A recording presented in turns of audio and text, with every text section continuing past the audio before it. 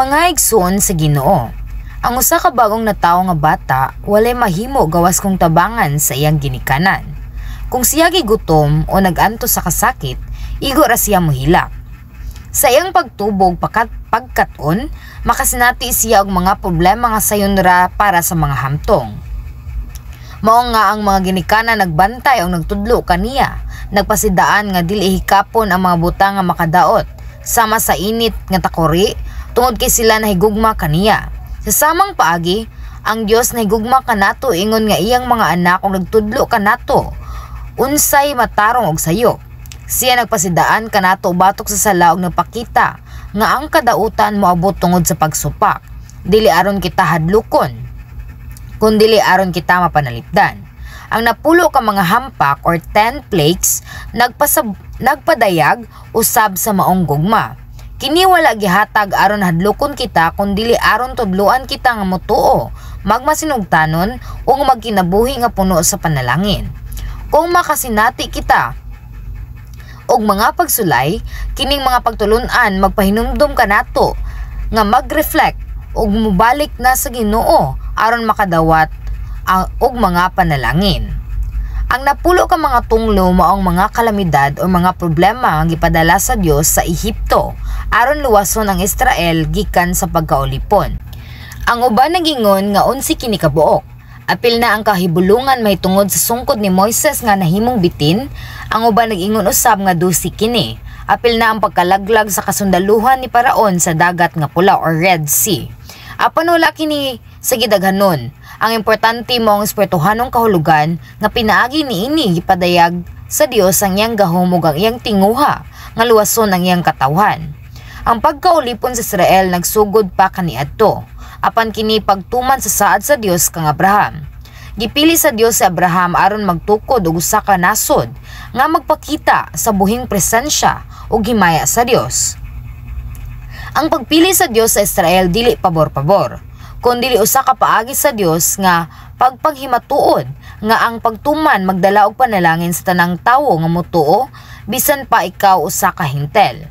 Bisan pa nga miingon ang Dios sa Israel, kamo akong mga katawhan, dili siya magpanalangin kanila kung sila nagpuyo sa sala. Ang Dios nagukom sumala sa iyang hingpit nga kamatuoran, ug kini nga prinsipyo wala gyud mousab. Kung ang mga Israelinhon musunod sa balaod, sila mapanalanginan, apan kung sila mulikay og magsimba og mga Dios-Dios, moabot ang mga katalagman. Kini nga kamatuoran maggamit sa tanang katawhan, sa tanang nasod. Ang napulo ka mga tunglo nagpahinumdom kanato sa hustisya ug gugma sa Dios nga ug nagtudlo kanato hangtod karon. Ang ngalan sa Israel gihatag sa Dios sa Jacob, nga apo ni Abraham. Sa Genesis Kapitulo 32, versikulo 28 giingon, ang tao miingon, dili na Jacob ang imong ngalan kundi Israel kay nakigdumog ka sa Dios ug sa mga tao ug midaog ka. Si Jacob nga nakakuha sa katungod sa kamagulangan gikan sa iyang igsoon nga si Esau, midagan tungod sa kahadlok apan mibalhin pag-usab sa Kanaan.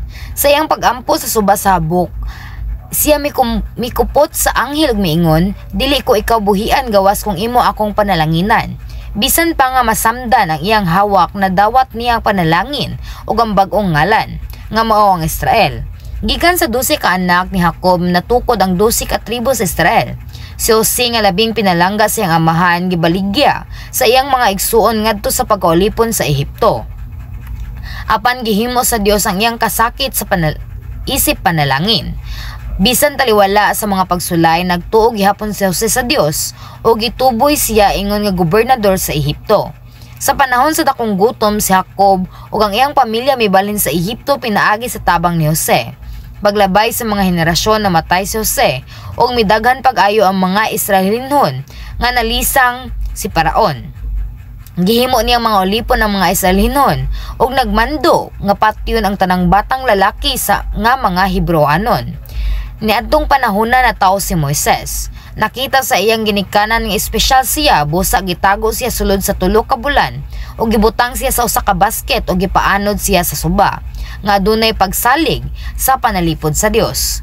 Pinaagi sa kabubuton sa Dios ang anak nga babayi ni Paraon nakakita kang Moises ug gipadako siya isip anak.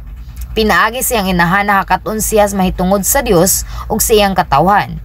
Pagdako niya gipatay niya ang usa ka Ehiptohanon nga nagpasakit sa Hebreoanon. Ug midagan siya ngadto sa Midian.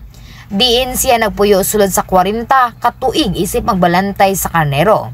Kini kabahin sa plano sa Dios aron andamon siya isip lider sa Israel. Kaniadto prinsipe siya sa Ehipto apan nahimo siyang mapainubsanon nga ulipon. Sa Exodo kapitulo 3 bersikulo 11 kay gitawag siya sa Dios ug miingon si Moises, "Kinsa man ako aron moadto kang paraon?" Apan gihatagan siya sa Dios og gahom aron pagdumala siyang katawhan ug pagpakita og mga ilhanan at tubangan ni Paraon. Apan ang kasing-kasing ni Paraon ligon ug mapahitas-on ug wala niya tuguti ang Israel nga mobiya. Miingon ang Dios sa Exodo kapitulo 7 bersikulo 4 hangtod 5, "Dili siya mamati kanimo, unya pahamtangan kog bugat nga silot ang Ehipto ug ako'y mangulo sa akong kasundaluhan ang akong katawhan nga mga tribo sa Israel aron pagbiya sa Ehipto. Inigbakyaw ko sa akong kamot bato kanila masayran sa mga Ehiptohanon nga ako ang Ginoo ug dadon ko ang mga Israelita gawas sa ilang nasod." Pinaagi sa napulo ka mga hampak gipakita sa Dios ang iyang gahom ug gugma. Dili aron naglagon, kundi aron pukawon ang mga kasing-kasing nga nagahi. Bisan pa nga giingon sa kasulatan nga gipatiga sa Dios ang kasing-kasing ni Paraon, wala kini nagpasabot nga gipugos siya sa Dios sa pagpakasala. Ang Dios gusto nga ang tanan maluwas, og gihatagan niya si Paraon og daghang higayon nga manginusol. Gipasundayag una sa Dios ang mga gagmay nga ilhanan sa wala pa ang mga dagkong hampak aron siya makapili. Sa samang paagi ang Dios nagtugot og mga pagsulay sa atong kinabuhi dili aron kita dauton kun dili aron mahinluan og mapatibay ang atong mga pagtuo. Apan si Paraon wala maghinusol. Gihimo niyang ligo ng iyang mga kasing-kasing busa gipakita sa mga hampak ang pagkadautan nga naa sa iyang kasing-kasing. Sama niini gigamit sa Dios ang mga pagsulay aron ipadayag, hinluan ug usbon kita ngadto sa mga balaan nga anak aron molambo ang atong kalag ug ang tanang butang molampos alang kanato. Giingon sa Biblia gipatiga sa Dios ang kasing-kasing ni Paraon. Ang pagtiga sa kasing-kasing nagpasabot sa pagkamahipatason ug pagbatok sa pulong sa Dios. Niadto nga panahon ang Ehipto usa ka gamhanan ug adunahan nga imperyo. Mapuno sa kahibalo, bahandi og building. Si Paraon ang hari sa Ehipto gisimba ingon nga Dios ug napuno sa garbo. Bisan nakakita siya og dakong gahom sa Dios, wala gihapon siya magpaubos. Sa pagpangita sa iyang dungog, gihimong ligon ang iyang kasing-kasing ug wala siya makalikay sa napulo ka mga hampak. Daghan karon ang sama kaniya, ang sama kang Paraon. Nagsalig sa ilang bahandi, gahom ug kinaadman inbis sa atong Ginoo. Nagpugong sila sa mga buhat sa Dios tungod kay kini dili motugma sa ilang kaugalingong pangunahuna or teorya. Apan kinahanglan nga mosalig kita sa Ginoo sa tanang panahon og dili magsalig sa kaugalingong pagsabot. Si Paraon bisan nahadlok sa ulahi og gipauban ang mga Israelinhon, napunog gihapon siya sa garbo og iya kining ginungog. Busa gilunod siya og ang iyang mga kasundaluhan sa Red Sea or Pula nga Dagat. Sa pagsugod nato sa pagtuon sa napulo ka mga hangpak, hinumdumi nga kini dili lang kasaysayan or history, kundi mga espirituhanong pagtulunan. Ang mga nagpuyo sa sala og mga buhat sa unod nag-abli sa pultahan sa mga pagsulay og kalisdanan, apan ang mga nagpuyo diha sa kamatuoran sa Dios na panalipdan. Ang mga linog moabot or ang mga hampak moabot kung ang Dios mobiya ug motugot kang Satanas nga molihok. Dili tungod kay siya gusto nga kita masakitan, apan tungod kay gusto niya nga matun-an nato ang paghinusol ug pagkamatarong. Kung ang tao maghinusol dayon matapos ang hampak, apan kung siya magreklamo ug magpagarbo, magpabilin kini. Ang mga Israelinhon usab nagreklamo batok ang Moises ug nidako ang silot ug ang uban kanila gilunupan sa yuta. Busa kung moabot ang mga pagsulay ayaw pagreklamo, maghinusol og pagpangita kung unsay gusto sa Dios nga imong maamguhan. Gingon sa Jeremias kapitulo 29 bersikulo 11, kay nahibalo ako sa mga plano nga akong gihimo alang kaninyo. Nag-ingon ang Ginoo, mga plano alang sa kaayuhan ug dili alang sa kadaotan, aron hatagan kamo og umaabot og paglaom.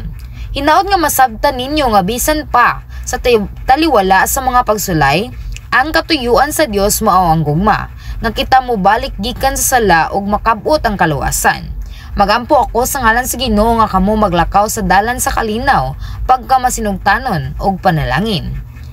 Amen.